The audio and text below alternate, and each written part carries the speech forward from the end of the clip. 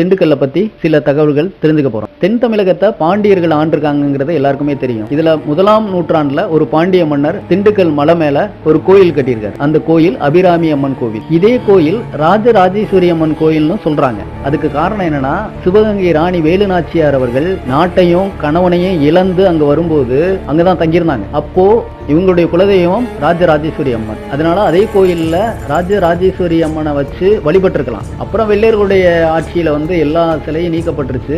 அபிராமி அம்மனை மட்டும் சிலருடைய முயற்சியால கீழே மலை அடிவாரத்துல ஒரு கோயில் கட்டி பிரதிஷ்டை பண்ணியிருக்காங்க.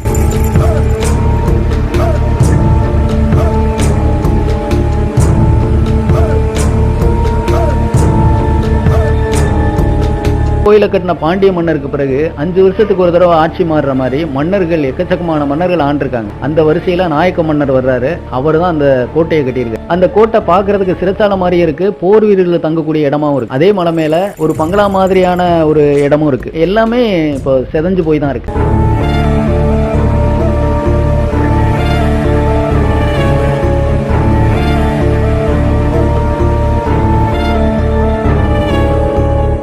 ஆயிரத்தி 1947 வரைக்கும் வெள்ளையர்களுடைய கட்டுப்பாட்டில் தான் இருந்திருக்கு. அதன் பிறகு தமிழக அரசினுடைய தொல்லியல் துறை கட்டுப்பாட்டில் போயிருச்சு. இப்போ அவங்க பொதுமக்களை ஒரு குறைந்த கட்டணத்துல மேல பார்வைக்காக அனுமதிக்கிறாங்க. அதுவுமே நீங்க பணத்தை கொடுத்துட்டுலாம் போக முடியாது. மொபைல் மூலமா தான் பணம் செலுத்த முடியும். அதுவும் சில அப்ளிகேஷன்லாம் மொபைல் மூலமா ஃபுல் பண்ணிட்டு தான் மேல அனுமதிக்கப்படுறாங்க.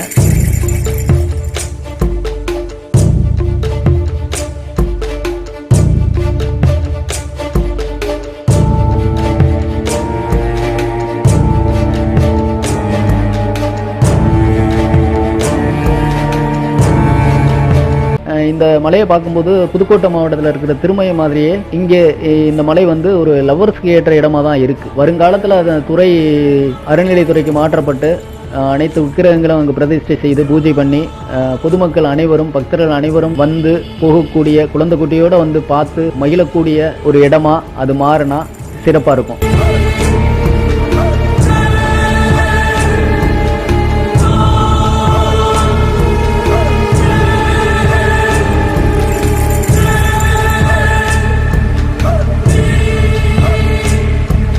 திண்டுக்கல்ல பெரிய மசூதிங்கிறது பேகம்பூர் மசூதி. ஹைதர் அலியின் தங்கை அமருனிசா பேகம் அடக்கம் செய்யப்பட்ட இடம். ஹைதர் அலி, அவரது மகன் திப்பு சுல்தான், கோபால் நாயக்கர், வேலு நாச்சியார் ஆகியோர் வெள்ளையரை எதிர்ப்பதில் ஒருமுகமா இருந்திருக்காங்க. ஹைதர் அலி, திப்பு சுல்தான் ஆகியோருக்கு திண்டுக்கல்லில் மணிமண்டபம் உள்ளது.